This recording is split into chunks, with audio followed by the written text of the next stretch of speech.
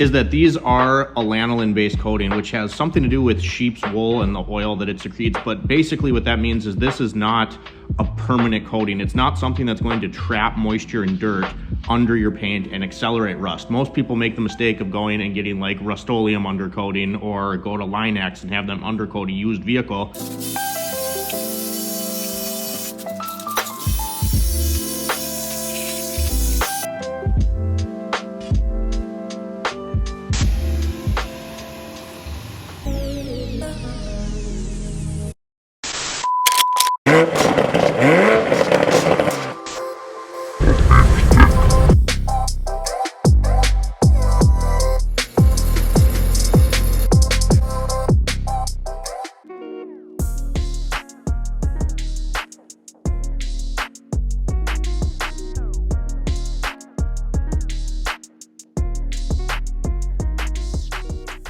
This is the rust that we cut out of that corner, and I got lucky. It was only on this front panel. And again, this was on there because from the factory, this vehicle had running boards that clipped in, and there was leaves and debris right up against here.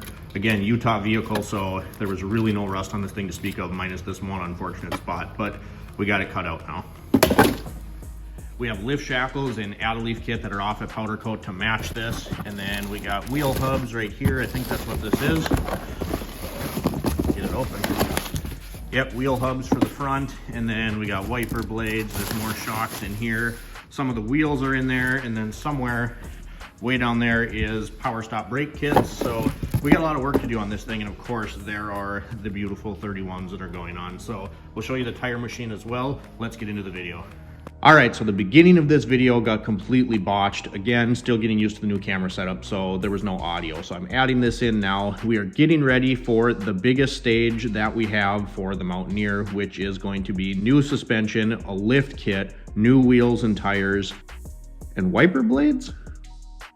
And we got brakes, wheel hubs, and stuff like that. So before we could get to that, I had to deal with some of the rust that was on this vehicle. So I didn't do a perfect job, but I did do it the right way though, and cut out all of the rust. So we'll show you some pictures of that, kind of show you the process that we went through to get that rust taken care of. And now we are going through and fluid filming the vehicle. So we got to go ahead and wash and clean the underside of the vehicle. And then we are going to get inside the doors, inside the rockers, do the frame, basically rust proof this thing so it's ready for North Dakota, Minnesota. So let's get started. All right, so we got the Mountaineer up on the hoist, and the first thing we have to do is clean it off. So this is kind of the first step in doing this fluid film process. This is all stuff I've been putting off for a while, the rust patch that you saw earlier, and then doing the fluid film, because it takes time to do it properly. That patch took me about 2 days to finish up. It's not perfect, but we plan on doing some monster liner on that color change, I think is what I want to do next summer. So up at least half the body, maybe the whole thing, I'm not sure yet. But we went through the car wash, got the outside of the car cleaned up, and then I'm going to go underneath, use the pressure washer, some parts cleaner, degreaser, Dawn dish soap, stuff like that, just to get everything really clean. Then we have to leave it sit overnight, let it dry off. Tomorrow we'll come back and apply the fluid film. So let's get you some shots of what this thing looks like. So this is all the stuff I have down here that we're going to use. Water, I got the battery powered pressure washer, and then we got some solvents along with some degreasers. That's Dawn dish soap, soapy water, and a little spray bottle. So it's not that this is hard to do, it just takes a lot of time. Let me grab the flashlight. Grab the, whoa, almost dropped it. Grab the flashlight, show you. This thing really isn't that bad. It's dirty, but it's not like super rusty. This thing was actually from Utah, and this is its first full season up here. Rockers all the way down. So we're actually gonna go into these little holes, and I'm going to plug those, but we're gonna actually fluid film inside these holes here as well. So we're gonna take care of all of that. If we go underneath the vehicle, you might get dripped on, but you can see it's really not super rusty at all. I realize this is going to be hard to see, but got a little bit of a rear main seal leak there, nothing too crazy. It doesn't leak like on the driveway, anything like that. We'll go up, get these control arms, basically get all the hardware, but we got to clean everything first. You can see they're leaking out of the rear end just a little bit, but really other than some dust and a little bit of superficial rust, it's really not bad at all. Here's this frame rail. Not bad at all. And this is a C-channel frame, meaning that it's not fully boxed in like some of the Toyotas, Nissan, stuff like that. So that's going to make it a lot easier to clean and apply the fluid film. But this thing isn't rusty yet, and I don't want it to get rusty. So let's get started cleaning.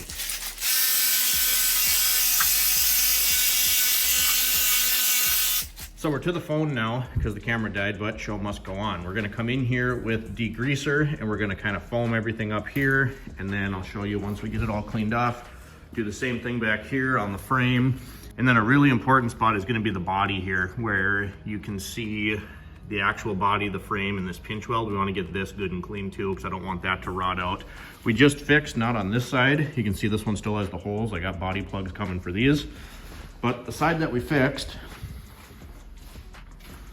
right here, we want to make sure that rust doesn't get in here again. You can see snow and everything's already in there. So this is 3M truck bed coating with POR 15 UV stable top coat over the top. I just did both sides, matched that other side to this side, but we're gonna go in here now with some degreaser and just keep cleaning everything. A little hard to see under here. This stuff makes a mess, it drips everywhere. It kind of smells like Windex. But we're just gonna get the frame, everything up in the control arms. Obviously don't really need to get the exhaust. Get the frame here, and then, like I said, this piece of the body that I think is pretty important. You can see this was a Utah vehicle, so it's not rusty. I wanna keep it that way, so I'm gonna keep going.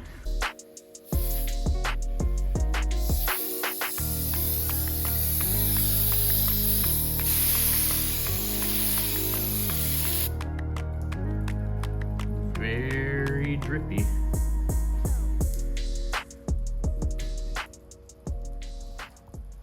I really don't enjoy the smell of this stuff, so I'm wearing the respirator. I'll flip you around. I'll talk loudly.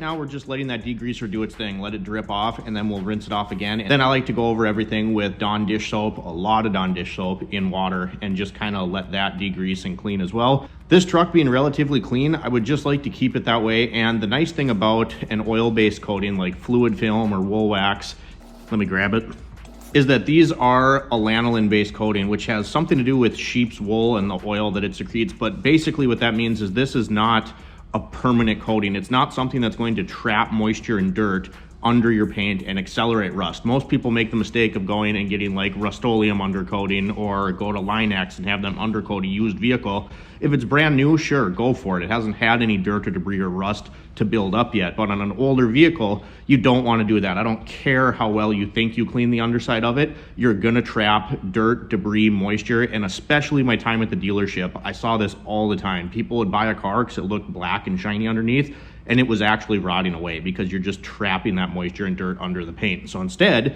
you clean it up and then you use an oil-based coating like this, and it will tack up a little bit, but it has a solvent in it as well, so it creeps into hard to reach areas. And then you apply this once a year, and you can get it in a spray can like this. This is just the black colored variant, so it looks a little nicer, or you can buy it in gallons and get a special spray gun as well. But we're gonna go inside the doors and body panels and stuff like that with this. I just like to get the vehicle really, really clean first. So again, we'll let it dry overnight. I'm gonna keep cleaning this, go over it with some Dawn dish soap, and then we'll catch back up with you tomorrow.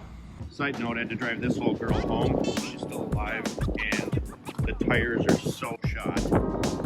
Super sketchy with the snow. She needs some fuel.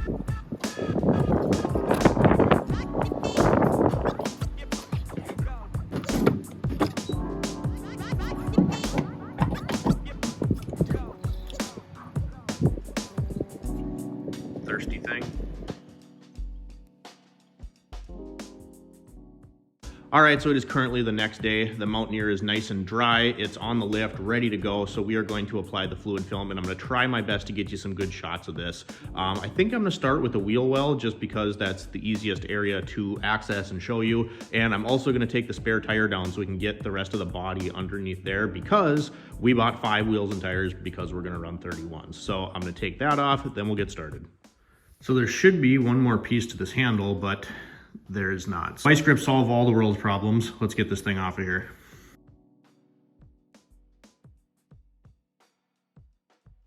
We got one wheel well done and a little bit of the frame, and if I shine the light in there, you can see I got some thin spots, just the first coat. Tried to get up in here, and then obviously there's a patch right to the right there that's missed, and you can see it's thin, so I'm gonna have to go back and do a second coat over this. Now this stuff doesn't completely dry. It never will. It'll always be, it's oil-based, right? It's not a paint, which is what makes it so great. You're not gonna trap moisture under there and make it worse. So if we look at the other side, Again, we cleaned off everything yesterday, but you can see the difference there. Bare frame just like that. We go back over. This is what the fluid film looks like. And again, you can get this in an actual kit that comes with a gun. I'm just using the spray can. I'd assume you can estimate on a mid-size SUV like this, or you know, a half-ton pickup, you could probably get it by with 6 cans. I have 8, so we're gonna see what it takes to get this thing done. All right, so this is where two cans has gotten us. I started getting up in here in this part of the frame, and up in here I have to finish. It's a little thin. You don't have to worry about getting this stuff on things that you don't want it on. Like for instance, we're replacing the shocks, but if you were worried about this, at least when it's fairly new like this, you can use a rag and wipe it off. I can't speak to when it cures. It never really cures, but it will tack up a little bit from what I've heard. You can see there's the differential all the way down the axle tube that way and this way. It actually does look pretty good though. You can see right here, nice black finish. This side we haven't touched yet, so I'll continue to work on this and show you the finished product. There's can number 4. Stuff is a little messy, but like I said, it just wipes off. And the nice thing is it doesn't really have a smell, so it doesn't stink. There's not any like crazy fumes you have to deal with. I mean, it has a smell, but it's not like gonna make you lightheaded like spray paint would. On to can number 5. All right, so we're currently on can number 4 of the fluid film, and you can see it does leave a nice black finish. You can see the little bit of runs and stuff in there because that was at the bottom of the can. From my experience with this stuff, just so far, I've done one other car with it, is that this stuff creeps like crazy. So if there's areas where it's hard to get into, you don't think you got it well enough, this stuff will creep like crazy. It creeps worse than that one uncle that everybody has at the family reunion that no one ever really wants to talk to. You know who I'm talking about? And if you don't know what I'm talking about, I got some bad news for you. Anyway, I'm gonna keep going with the fluid film. We're working our way towards the front of the vehicle. Hopefully we'll be done soon because it is a little bit messy. Epic fail, phone died. So camera died, then phone died. We got the fluid film done. Zoom me out.